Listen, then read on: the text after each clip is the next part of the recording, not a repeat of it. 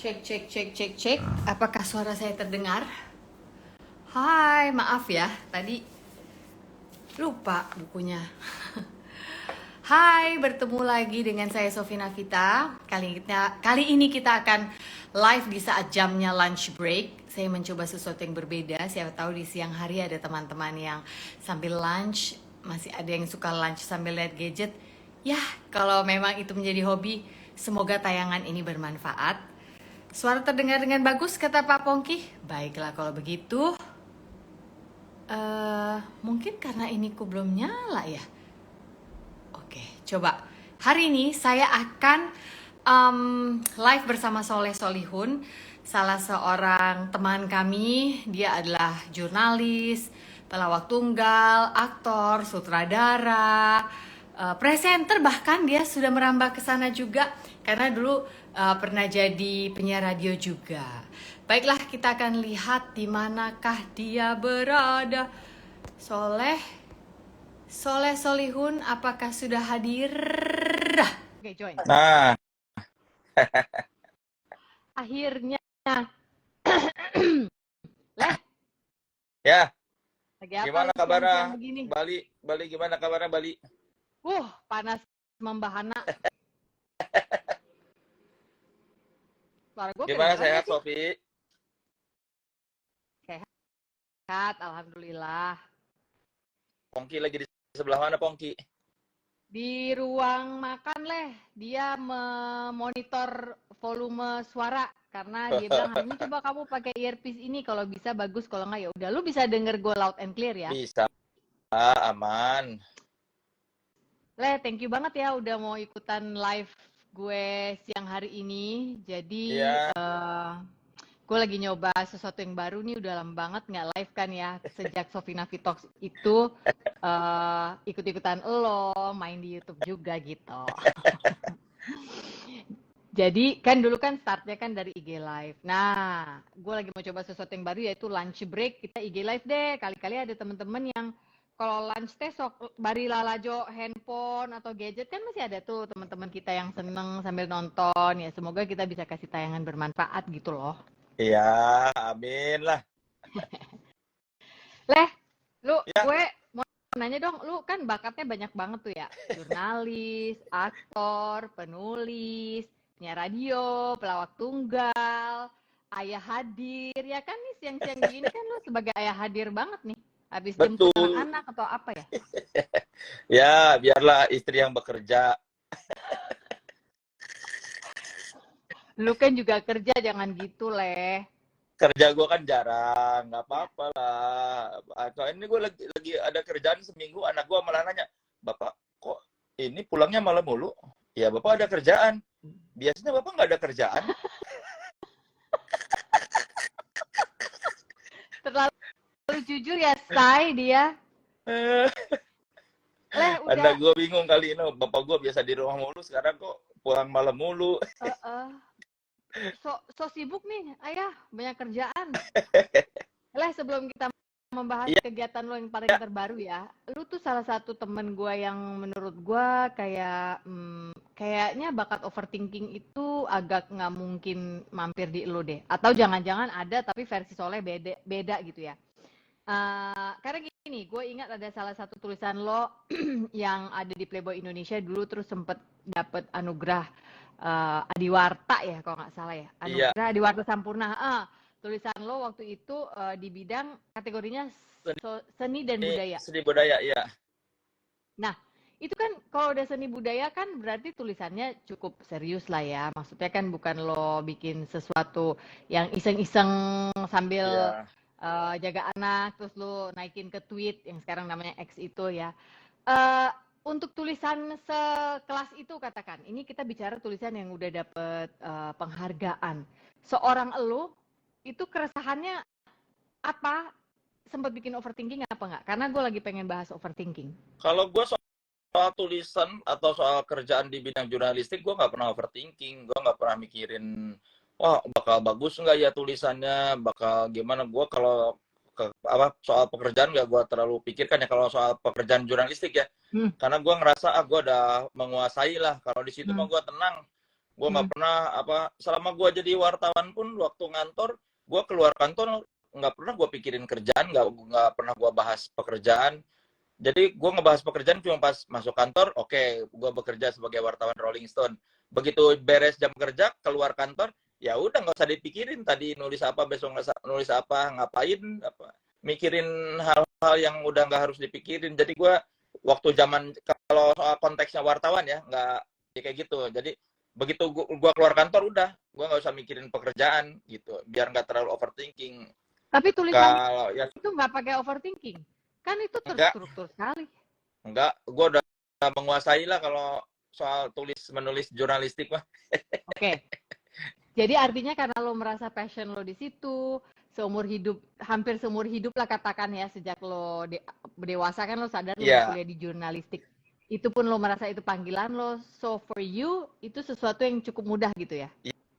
Ya, kalau soal cuma nulis berita atau apa, bikin tulisan, ya effortless, bikin tulisan panjang, wawancara, dijadiin tulisan berapa halaman di majalah, itu gue nggak overthinking. Gue udah yakin bisa bikin lah. Yang penting jangan salah tulis nama atau data, udah nggak usah. Kan yang bikin kita sebagai wartawan takut tuh kalau salah data atau salah nulis nama, udah itu aja. Selama nggak ada terjadi kesalahan mah, ngapain gue pikirin, gue udah periksa nama benar segala macam benar, ya udah nggak usah dipikirin. Orang masalah mau ya masalah orang mau suka atau enggak itu bukan urusan gua.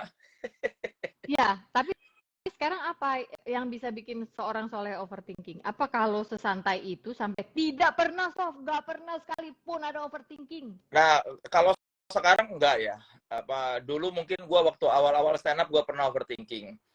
Jadi kan gue stand up dari 2011, mulai banyak job tuh kan 2012-an udah makin banyak tuh off air. Nah, waktu awal-awal gue nerima banyak job off air, gue itu sering overthinking kalau misalnya kan setiap stand up tuh nggak selalu lucu nih, misalnya dalam 5 kali manggung sebulan nggak mungkin 5-5-nya lucu, pasti ada momen misalnya 1 kali yang ini nggak terlalu lucu gitu, agak anyep. Nah, dulu gue overthinking, waduh nggak enak turun dari panggung tuh, gue nggak lucu, ngerasa bersalah, kasihan orang yang udah bayar mahal-mahal, guanya nggak bisa bikin mereka ketawa, terus aduh apa yang salah gini, wah terlalu banyak dipikirin. Sampai dulu pernah gue saking overthinkingnya soal stand up, sampai gue bilang sama manajer gue, itu akhir tahun berapa tuh, gue bilang ke manajer gue pas ada job akhir tahun, gue bilang ini terakhirnya gue stand up ya, kalau tahun depan ada tawaran stand up nggak usah diambil. Kalau misalnya MC boleh deh gue ini ambil, karena gue stres stand up, kayak ya kalau pas lucu ya seneng, begitu nggak lucu kepikiran sampai berhari-hari gitu. Nah ternyata pas di hari terakhir gue berniat nggak mau ngambil job stand up lagi, gue malah pecah lucu. Nah makanya terus pas turun dari panggung manajer gue nanya gimana, ternyata gue masih lucu ya. Akhirnya biar mengatasi overthinking itu ya gue nyari solusi. Kan kalau lo terlalu dipikirin nggak baik ya, tanpa mencari solusi. Nah akhirnya waktu itu pas gue lupa tahun berapa, gue bilang ya udah deh gini aja solusinya, kalau misalnya ada job off air, gue ngajak opener, jadi paketan aja, nanti kita cari anak komunitas yang menurut gue lucu buat jadi opener gue. Jadi misalnya dari 20 menit gue stand up, 5 menit dia buat manasin suasana, biar gue ada temen, ada dia buat manasin. Dan kalaupun gue nggak lucu, gue ada temennya yang ngerasain, lu juga nggak lucu ya. Ya akhirnya waktu itu sempet gue gitu tuh, selama beberapa tahun ada opener gue sebelum stand up, sebelum off air. Dulu sempet David Nurbianto. Nah David Nurbianto, terus pas David Nurbianto jadi juara 1, gue nggak bisa pakai dia lagi sebagai opener gue. Akhirnya gue cari lagi yang kedua ada Ricky Watimena namanya, gue pakai dia opener. Nah terus setelah berapa tahun gue jadi opener, gue makin lama makin kayak udah nggak overthinking lagi. Ya udahlah, gue pikir wajar toh, setelah gue denger juga pelawak-pelawak yang lucu dan terkenal sekarang sempat ada ngerasain nggak lucu di panggung. Biasanya kalau pelawak nggak lucu pasti ada masanya, nggak mungkin pelawak lucu terus katanya. Akhirnya gue pikir ya ini kan bukan terjadi pada gue doang ya, jadi masalah ini bukan istimewa gue sendiri gitu, banyak orang mengalami masalah ini, jadi ya udah ngapain gue pikirin. Terus dipikir-pikir juga, kalau misalnya gue stand up terus nggak lucu, orang kan nggak pulang jadi kepikiran ke rumah ya. Misalnya ada acara nih korporat, terus nonton Soleh Solihun melawak, ih kok nggak lucu ya, kan nggak bakal ngerusak hidup dia. Maksudnya nggak akan dia pulang ke rumah uring-uringan, kenapa papa, Kenapa ya iya Soleh itu tidak tadi lucu? si Soleh nggak lucu, mereka jadi kepikiran terus, kok nggak lucu ya, aduh kenapa sih ya, nggak, ya kan nggak akan merusak hidup orang, paling juga Nggak lucu nih, menjadi batu sandungan dalam hidup gua gitu iya. kan, nggak mungkin ya. Gue pikir kalau gue lucu kan kasarnya ya hanya merugikan di saat itu aja, orang paling sebel apaan sih nggak lucu. Dan kalaupun nggak lucu kan paling orang ya udah ngobrol aja, nggak akan terlalu terganggu. Ya paling kalaupun nggak lucu gue nggak akan diajak lagi di situ. Nah, Dan itu kalau nggak iya, diajak lagi di situ kan nah nggak ada job tuh. nah Gimana? masalahnya Sofi begini, kalaupun gue lucu di satu event kan gue nggak akan diajak lagi. Masa Karena mereka ngulang? Ya iya dong, tahun depan masa ngulang? materinya ya, Enggak, materi. maksudnya biasanya korporat itu kalau misalnya tahun ini Soleh Solihun lucu, tahun depan kan gue nggak akan dipanggil lagi. Oke, kita cari komika yang lain deh. Nggak kayak band. Kalau band kan, oh kemarin Gigi bagus, ya udah tahun depan Gigi lagi. Enggak, kalau pelawak jarang. Gue tuh baru berapa kali yang berulang, paling di 2 perusahaan yang sama yang berulang, oh tahun depan ada lagi. Selebihnya mah kalau gue lucu, malah oh kita cari ternyata stand up lucu, kita cari yang lain deh. Nah, kan sama aja, gue lucu nggak akan dipanggil lagi, gua nggak lucu juga nggak akan dipanggil lagi. Jadi akhirnya ngapain gue pikirin. Plus juga iya, maksudnya ya gitu, orang juga nggak akan, ya kasarnya kan gue nggak korupsi, nggak merugikan rakyat banyak dengan dengan nggak lucu, paling Tuh, juga ini tapi ada yang komen nih, sorry gue potong. Iya, tapi kan paling enggak kalau lucu direkomendasiin ke perusahaan lain, Bang. Ya masa sih, kan perusahaan lain belum tentu temenan ya sama perusahaan iya satunya ya ya kan, nggak sih? tapi karena gue percaya rezeki udah ada yang ngatur. Plus Oke. ya ya kalaupun gue nggak lucu ya udah kan, nanti di saat yang lain gue bisa lucu lagi. Ya akhirnya gue udahlah, itu cuma duniawi, ngapain gue pikirin. Ya benar juga sih.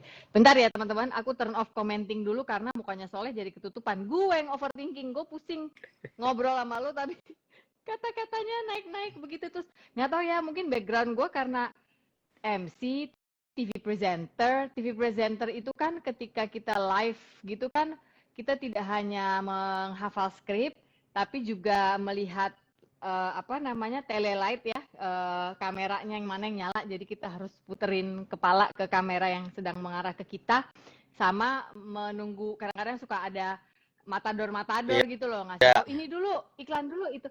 Jadi buat gue itu yang kayak gitu-gitu mudah untuk membuat gue overthink gitu, untuk belum kayak bunyi-bunyian di aplikasi Tok Tok tuh, Nah, oke. Jadi akhirnya dari cerita lo gue nangkep bahwa ada 2 hal yang akhirnya membuat lo nggak overthinking ketika stand up. Yaitu 1, lo ajak temen. Iya. 2, lo akhirnya menemukan terobosan pemikiran, gue lucu belum tentu diajak lagi. Gue nggak lucu, ya belum tentu diajak lagi juga.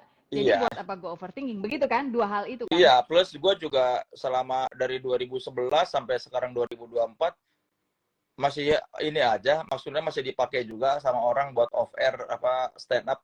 Ya berarti kan ya udahlah, ngapain dipikirin ada 1, 2 yang penampilan gue tidak bagus dengan memikirkan wah gue buruk ya, ternyata ya itu mah mungkin guanya aja lagi nggak bener stand up-nya. Jadi bukan karena gue pikir bukan guanya yang nggak lucu, emang kemarin aja gue nggak bener manggungnya gitu aja. Jadi bukan sesuatu yang kayaknya kenapa? Lo orang yang mudah shake it off dong, berarti. Iyalah, ngapain dipikirin juga, kayak ya itu malah jadi nambah-nambah urusan. Ngapain sih mikirin-mikirin, kan orang lain juga belum tentu mikirin kita. Maksudnya belum tentu juga orang yang nonton kita nggak lucu jadi mikirin terus berbulan-bulan, berhari-hari. Paling cuma bilang, enggak sih Soleh emang nggak lucu.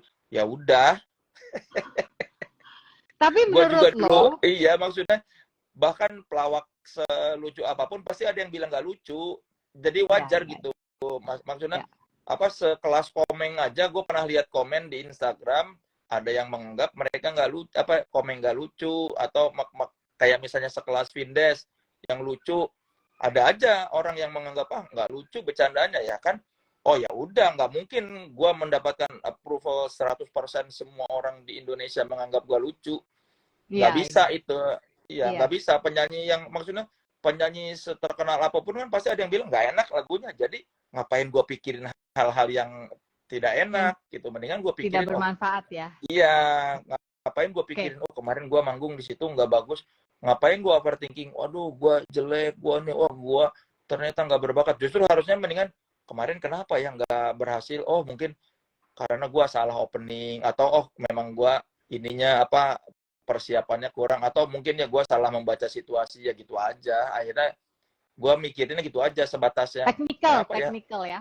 Iya, Jadinya technical. udahlah, nggak usah Oke. terlalu overthinking mikirin, oh kenapa aku gagal, wah aku tidak berhasil. Nah, tadi kan lu sempat bilang, ada juga misalnya penyanyi yang ketika dia tampil, lagunya jelek, gue nggak suka gitu.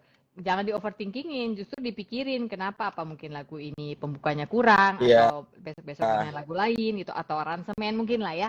iya, Gue jadi ingat ini nih teman-teman, Soleh ini sedang kembali aktif menjadi sutradara, dan lo penulis naskahnya bukan tuh? iya. Untuk film Sebentar, ini dokumenter. anak gua mau susu. Ada yang mau susu? Iya. Dia Gua bilang tuh, Tante Sofi, aku mau susu nasional. Aduh, anak Bapak si lagi Teta. ngobrol sama Tante Sofi, tunggu ya. Minta Mbak tolong ambilin susu di kulkas. Oh, udah, itu ada Mbak, minta tolong ambilin susu. Masih dingin. Iya, masih dingin, udah dikeluarin. Iya, tunggu ya. Anak gua minta susu biasa. Oh, biar susu cepet murni. angetnya, lu sambil multitasking dikepit gerak Dina kelek gitu. Tadi apa? Kenapa? Oh, apa? Kenapa? Oh, Iya, lu kan Raisa. lagi sutradara Iya. untuk film Harta Tahta Raisa. Itu lu sutradara dan penulis naskah juga bukan? Iya. Atau sutradara? Kalau ini kan dokumenter, jadi nggak ada naskahnya. Naskah Jadi ya gue sutradara. narasi gitu nggak ada? Nggak ada. Ini bukan yang apa, bukan dokumenter yang pakai narasi, ini dokumenter yang bercerita aja. Jadi gue nggak menulis naskah, gue cuma menyutradarai. Nah, tapi memang Bapak. Iya, Dek. Lagi. Apa? Iya. Puna. Terus? Pindah. Tambah. Bapak Bandung. Oh gitu. Dia. Iya. Mereka. Oh, kejar mereka. Anak gue lagi cerita habis nonton itu kartun. Oh iya. Tuh, Dilan, udah ada Tante Sofi. Hai. Sofi. Hai sayang. Tunggu ntar lagi ya, anget ya susunya ntar lagi ya. Oke, Ade. Dadah Tante. Iya, Tante. Nah, itu gimana ketika jadi sutradaranya film Raisa itu kan banyak banget yang harus lu pikirin. Bukan cuma ekspektasi penonton ya, tapi juga lu lapor ke produser, lu punya bos. Iya. Lu lapor ke PH yang menaungi lo. Lu Iya. lapor Raisanya sendiri. Iya. Harus happy dengan pekerjaan lo. Iya. Masa itu nggak overthinking sih, Leh? Enggak. Gua ya kan dipikirkan harus, tapi jangan sampai mengganggu hari-hari. Ya udah kan. Maksudnya kan gue udah tahu mau ngapain. Oke, yang dibutuhkan untuk dokumenter ini adalah ini. Oke, wawancara ini, apa ngambil stock shot ini, apa ngambil footage ini. Ya udah, ngapain terlalu dipikirin, aduh gimana ya. Kan yang bikin overthinking itu sebetulnya kayak, aduh takut orang nggak suka, takut nanti gimana. Ya kalau prinsip gue bikin sesuatu, gue kerjakan semaksimal mungkin, terus nanti masalah bagaimana orang menanggapi itu ya bukan sesuatu yang bisa gua kendalikan. Yang bisa gua kendalikan sekarang adalah gimana caranya produser si Dipa sama Ernest. Ya, Dek. Oh, itu puzzle Toy Story. Ya, gimana caranya? Iya, 4. Gimana caranya si guanya dulu puas sama karya gua, terus produser puas. Kan ketika kita berkarya tuh harus yang menurut gua ya, yang penting kita dulu sebagai pembuat karya puas dengan karya kita. Oh, cukup. Masalah orang nanti bakal menyukai atau tidak itu kan urusan nanti. Kalau kita terlalu mikirin orang bakal suka atau enggak ya susah.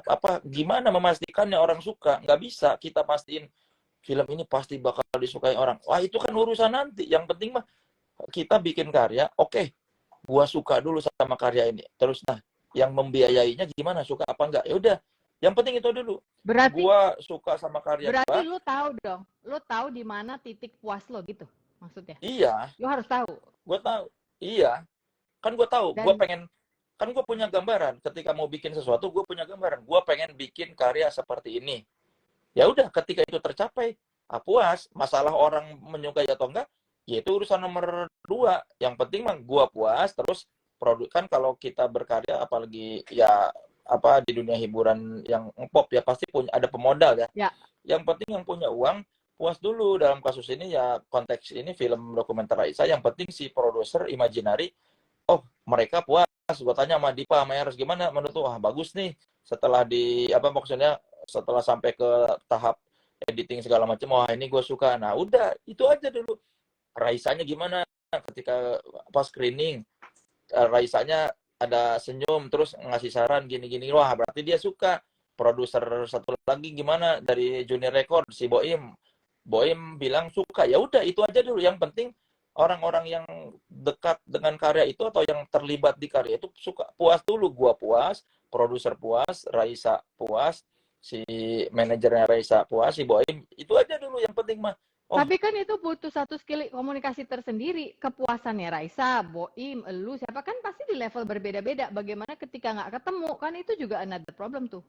kan karya ini kan maksudnya yang penting kita bisa lihat ini memberikan sesuatu yang ini apa yang menurut gua ini gambaran kan jelas. Misalnya gua bilang dari awal gua pengen bikin dokumenter yang menceritakan karir Raisa, tapi dibalut dengan benang merahnya cerita soal konser GBK. Nah kan gua dari awal ngasih tahu gua mau membuat ini.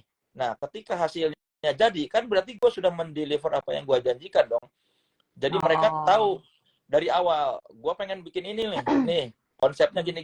Nah gue kasih lihat nih seperti yang gue janjikan. Oke ya, ini gue janjinya begini nih gitu. Ya udah ketika mereka oh iya ini kan dari awal udah tahu bayangannya bakal seperti apa. Ketika gue bikin dokumenter apa diajakin sama Dipa dan Ernest dan sama Junior Records, mereka gimana lu sanggup gak? Oke, gue sanggup.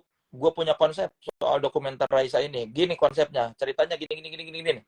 Kan mereka kebayangkan. Oke, nah hasilnya kan minimal harus seperti yang gue janjikan. Kalau kata Pongki kan seperti yang kau minta. Ya itu kan gampang mengukurnya. Karena dari awal ibaratnya gini loh.